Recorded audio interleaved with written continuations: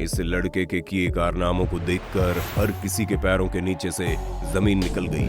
रोहतक शहर में दोपहर के करीब 2 बज रहे थे। मलिक परिवार का इकलौता बेटा अभिषेक उर्फ मोनू जब घर लौटा तो घर का दरवाजा बाहर से बंद था, जबकि सुबह जब वो घर से निकला था तो घर पर माता, पिता, बहन और नानी सभी मौजूद थे, लेकिन दोपहर में कोई भी नहीं था।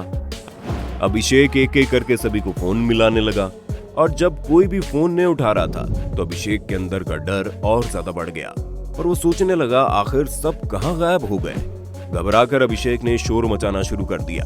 उसने तुरंत अपने मामा को फोन किया और पड़ोस में रहने वाले अपने चचा और उनके परिवार वालों को भी इस बात की जानकारी दी। पूरे मोहल्ले में इस बात का हल्ला हो गया और फिर अभिषेक ने अपने चाचा की दीवार पार करके अपने घर के अंदर कदम रखा, लेकिन अंदर का नजारा देखकर अभिषेक के पैरों तले जमीन खिसक गई और वो जोर जोर से चीखने लगा, क्योंकि दोस्तों अभिषेक ने अपनी आंखों से जो देखा वो कोई भी लड़का अपने जीते जी नहीं देखना चाहेगा। अब उसने ऐसा क्या देखा, इसे जानने के लिए हमारे साथ वीडियो में बने रहिए और अगर अभी तक चैनल को सब्सक्राइब नहीं किया तो फटाफट चैनल को सब्सक्राइब तो कर दो।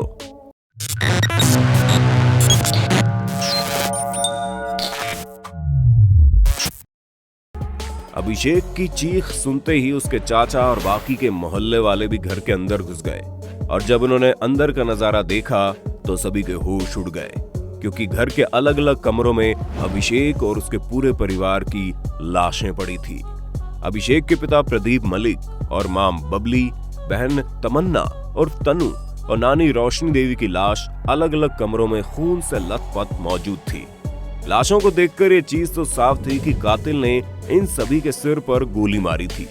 दोस्तों रोहतक जैसे छोटे शहर में एक साथ एक ही परिवार के 4 लोगों की मौत इस तरह होना कोई छोटी बात नहीं थी। पूरा शहर इस वारदात से सहम गया था। ये खबर पूरे शहर में जंगल में आग की तरह फैल गई और मात्र कुछ ही मिनट में रोहतक पुलिस भी मौका वारदात पर पहुंच गई। पुलिस ने अपनी जांच शुरू कर दी, लेकिन दिक्कत यह थी कि पूरे परिवार के एक जिंदा सदस्य अभिषेक की हालत इतनी खराब थी कि उससे पूछताछ करना भी बहुत मुश्किल हो रहा था। पुलिस अभिषेक से कुछ भी पूछती तो वो रोना शुरू कर देता और उसके आंसू रुकने का नाम नहीं ले रहे थे। इसलिए हालात को देखते हुए पुलिस ने अपनी जांच शुरू कर दी और उन्होंने घर के आसपास मौजूद सीसीटीवी फुटेज को खंगालना शुरू किया। सीसीटीवी फुटेज में पुलिस को कोई भी हैरान करने वाली चीज नजर ही नहीं आई, लेकिन कुछ ऐसी चीजें जो काफी अजीब थी। पहली बात तो ये कि कातिल जो भी था उसने घर के सभी सदस्यों को बहुत ही करीब से गोली मारी थी और अगर वो हर सदस्य के इतने करीब पहुंचने में कामयाब हो गया था तो इसका साफ मतलब है कि कातिल कोई जान पहचान का ही है। लेकिन सवाल ये भी था कि आखिर कातिल ने घर के इकलौते बेटे को जिंदा कैसे छोड़ दिया, या फिर इत्तेफाक से अभिषेक के घर पर ना होने की वजह से उसकी जान बच गई। प्रदीप मलिक एक प्रॉपर्टी डीलर था, इसलिए पुलिस को शक था कि शायद प्रॉपर्टी के झगड़े में ये कत्ल किए गए हैं। लेकिन सवाल वापस से वहीं घूम कर आ रहा था कि कातिल ने घर की नाबालिग बेटी तमन्ना और उसकी बुजुर्ग नानी रोशनी की जान क्यों ली। और ये सवाल कुछ कम हैरान करने वाला नहीं था कि कातिल को जाते जाते बाहर से दरवाजा बंद करने की क्या जरूरत पड़ी, और तो और कातिल को घर की चाबी का कैसे पता चला। ये सभी बातें सिर्फ एक ही तरफ इशारा कर रही थी कि ये सब परिवार के किसी जान पहचान वाले ने किया है, जिसे घर के बारे में अच्छी तरह से पता था। पुलिस को इन सभी सवालों के जवाब ढूंढने थे, लेकिन पुलिस अभिषेक के शांत होने का इंतजार करने लगी और लाशों के अंतिम संस्कार के बाद वो वक्त भी आया जब पुलिस और अभिषेक का आमना सामना हुआ। लेकिन अभिषेक से बात करने से पहले पुलिस ने मलिक परिवार के बारे में छोटी से छोटी जानकारी जुटा ली थी और पुलिस को यह भी पता चल चुका था कि अभिषेक और उसके परिवार वालों के बीच अनबन चल रही थी, क्योंकि अभिषेक एक लड़का होने के बावजूद लड़कियों की तरह हरकतें करता था और ये चीज परिवार वालों को बिल्कुल भी पसंद नहीं थी। इसी बात को लेकर अभिषेक और उसके घर वालों के बीच अक्सर लड़ाई होती रहती थी। और तो और अभिषेक की नानी रोशनी भी घर पर इसलिए आई थी ताकि वो घर पर हो रही इस लड़ाई को शांत कर सके। पर दोस्तों, क्या इतनी सी बात पूरे के पूरे परिवार के कत्ल की वजह हो सकती है? पुलिस के काफी पूछताछ करने के बाद अभिषेक ने अपने समलैंगिक यानी गे होने की बात तो कबूल कर ली और तो और अपने पार्टनर का नाम भी बता दिया, लेकिन कत्ल को लेकर वो पूरी तरह से खुद को निर्दोष बताता रहा और खास तौर पर कत्ल की सुबह घर से बाहर जाकर अपने दोस्तों के साथ होटल में पार्टी करने की कहानी भी सुना दी। पुलिस ने तुरंत अभिषेक द्वारा सुनाई गई कहानी की जांच की और उसकी बात बिल्कुल सही भी निकली। अभिषेक उस दिन वाकई में अपने दोस्तों के साथ घर से निकल गया था और पार्टी कर रहा था। इन सारी चीजों को सुनकर पुलिस काफी उलझ गई थी और उसे कोई भी उम्मीद की किरण नजर नहीं आ रही थी, क्योंकि जिस पर सबसे बड़ा शक है वो तो खुद को निर्दोष साबित करने में लगा है। कातिल तक पहुंचने का कोई भी सुराग नजर नहीं आ रहा था, लेकिन पुलिस ने भी हाथ पैर मारना बंद नहीं किए। अभिषेक से कई बार पूछताछ की और इसी पूछताछ के दौरान अभिषेक की एक बात पुलिस को बिल्कुल भी हजम नहीं हो रही थी। असल में अभिषेक बार बार अपने बयान बदल रहा था।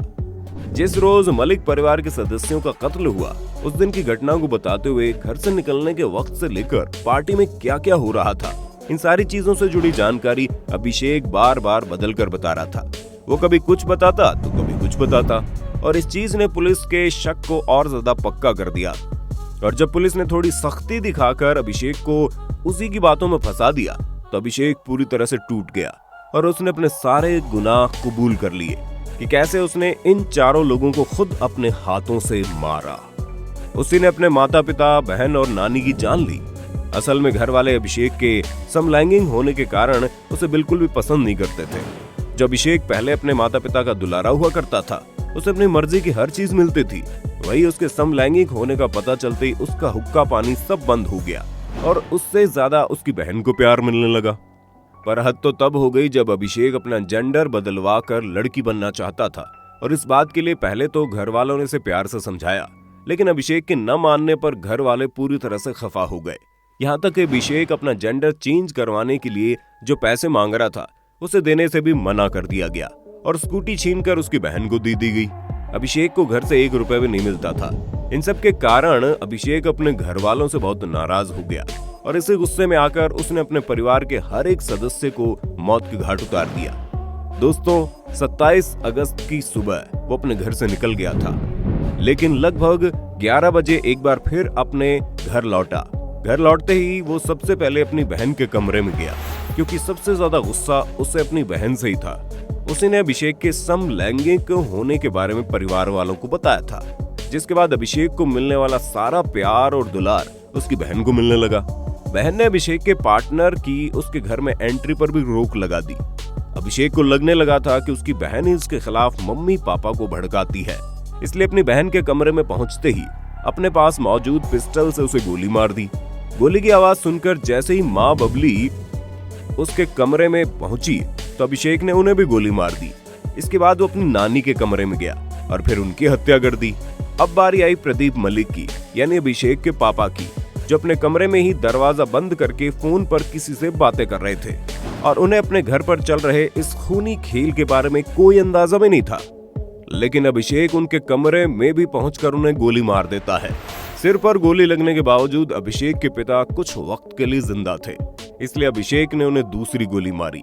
लेकिन कत्ल की वारदात के बाद जब पुलिस लाशों के पास पहुंची तो प्रदीप मलिक की लाश के पास ही उनका मोबाइल फोन भी पड़ा मिला। और दोस्तों, आप इसे किस्मत का खेल कहिए, प्रदीप मलिक ने ही अपने बेटे को 16 साल की उम्र में बंदूक चलाना सिखा दिया था। लेकिन अब उसे क्या पता था कि जिस बेटे को वो अपनी आंखों का तारा समझकर इतना प्यार दुलार कर रहे हैं, वही बेटा 1 साल बाद प्रदीप के पूरे परिवार को मौत की नींद ही सुला देगा। पर दोस्तों, सबसे ज्यादा हैरानी वाली बात तो यह है कि अपने पूरे परिवार का कत्ल करने के बाद प्रदीप अपने दोस्तों के साथ होटल में पार्टी करने पहुंच गया और जब पार्टी के बाद घर लौट कर आया तो उसे ऐसे रोना आ रहा था जैसे उसका सब कुछ छिन गया हो। कोई भी अभिषेक की हालत को देखकर ये नहीं कह सकता था कि वही लड़का है जिसने इन सभी लोगों की जान ही ली है। और अभिषेक के इसी ड्रामे ने आम लोगों को तो छोड़िए, पुलिस तक को उलझा कर रख दिया। पर वो कहते हैं ना कि सच कभी छुपता नहीं, और यहाँ भी ऐसा ही हुआ।